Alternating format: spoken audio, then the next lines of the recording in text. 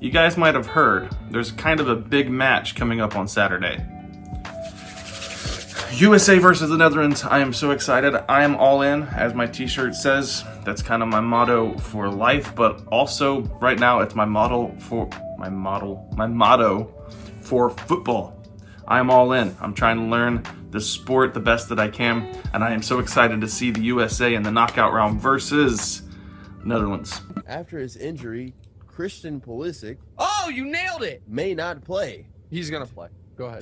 Do you think that they can win and move on to the quarterfinal for the first time since 2002? Yep. And is the future of U.S. soccer brighter than ever? I don't know.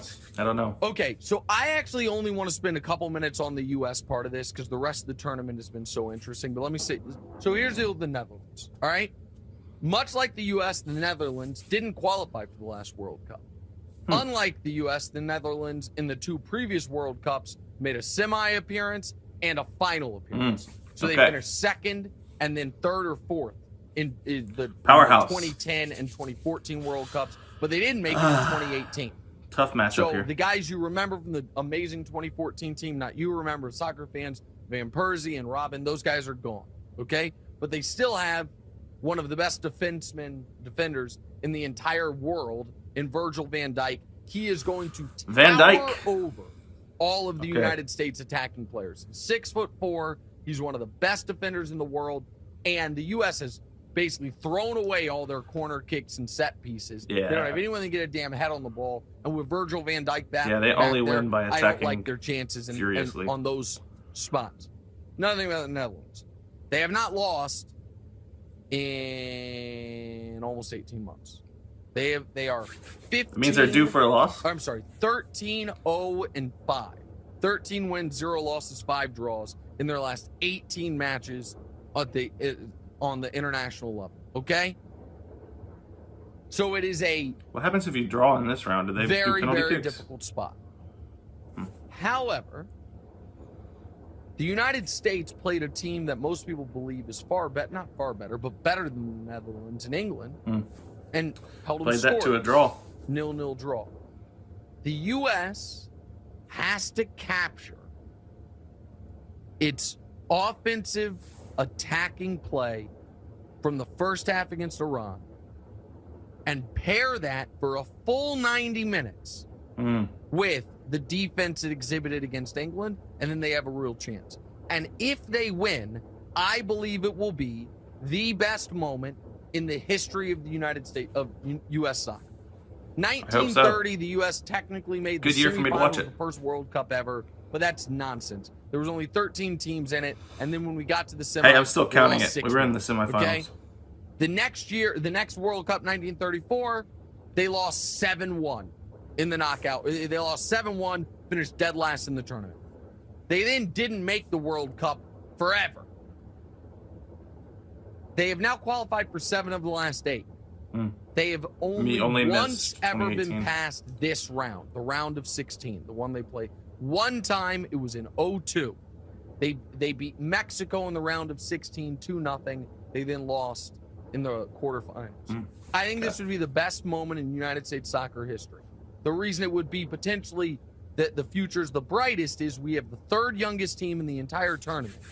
So we have these guys to build on for 4 years from now when the World Cup is in the United States. And so, yes, it's bright. All of that is good. Now I want to talk about the tournament as a whole, which has kicked so much ass. I got to pause. I think that my key to victory for the U.S. versus the Netherlands is they're going to have to convert on their goal attempts in the first half. One of the things that killed them against Iran is that they played at such a furious pace in the first half that they were gassed in the second half. No energy left. They needed fresh legs.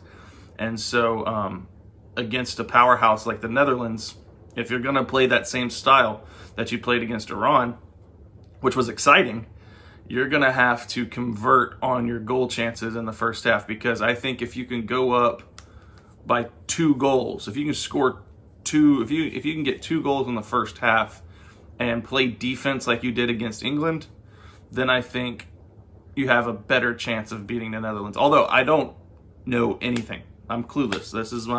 I'm learning. But from what I witnessed in the Iran game, US versus Iran, they just got so tired in the end because I don't think they're technically skilled enough to play a slower game. I think watching Argentina play and watching how they kind of just slowly pick you apart and then they choose their chances to push it, I don't think the US can play that game. I think they have to play an all-out attack mode from the beginning to the end, because the only way that they're going to be able to beat more talented players is through athleticism and energy.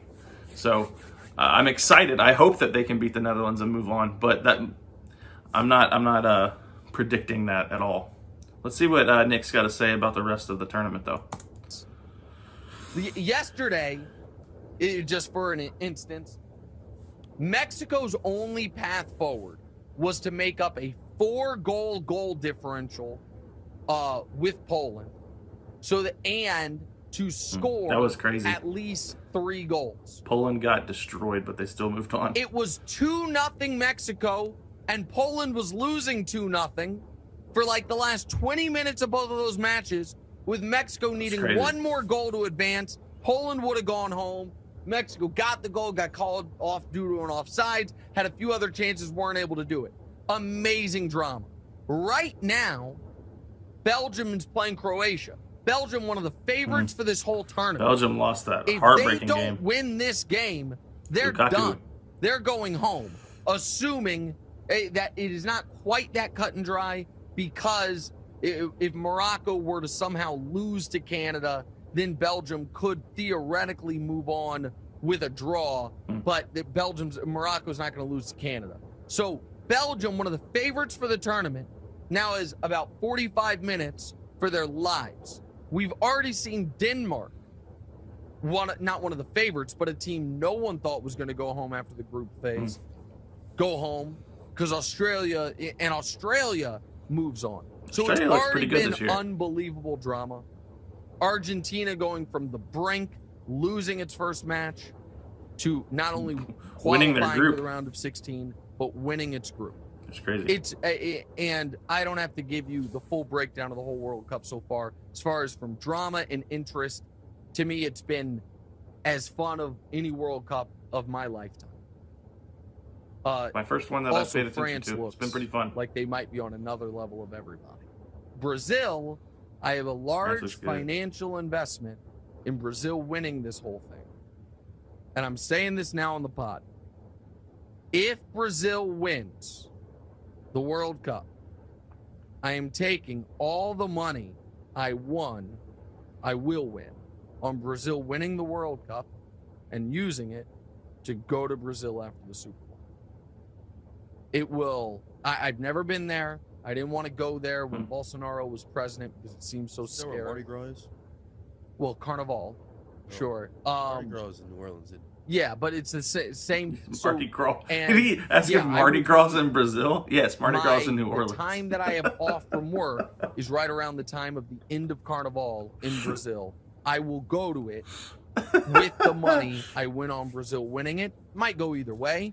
I also gave out couple World Cup gambling picks. There was the one 5-team qualifier parlay that was like 9-1. That one didn't hit because Mexico didn't get through. The other big bet I told you guys. I'm gonna hop out here because he's just gonna talk about betting for the rest of the video.